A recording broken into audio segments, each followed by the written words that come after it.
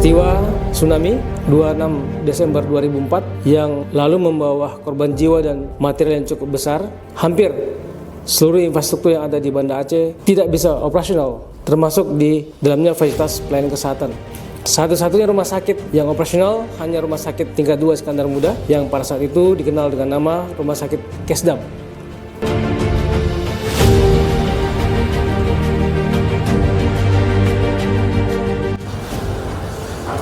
Rumah sakit tingkat 2 Iskandar Muda, Banda Aceh mempunyai visi menjadi kebanggaan, kepercayaan dan pilihan bagi prajurit, pegawai negeri sipil, keluarga serta masyarakat umum di wilayah Provinsi Aceh.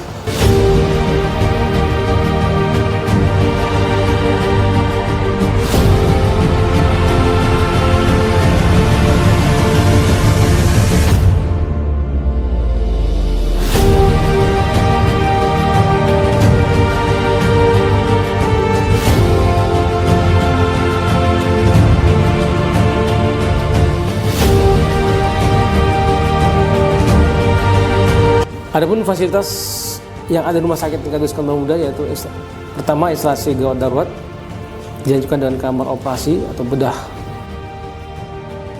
kemudian ICU, NICU, cath lab,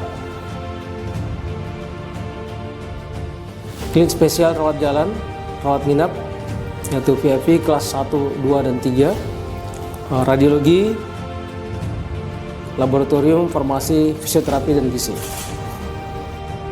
Untuk pembayaran sendiri dapat melalui apa saja.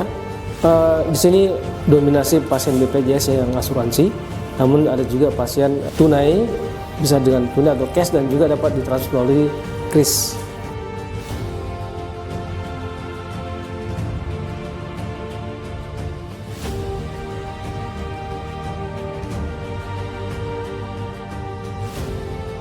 Saya sudah dirawat selama 3 hari. Pelayanannya dokternya ramah, memuaskan. Perawatnya ramah. Pelayanan yang di rumah sakit ini sangat baik, cepat, dan bagus. Harapan saya semoga kedepannya menjadi lebih yang terbaiknya lagi.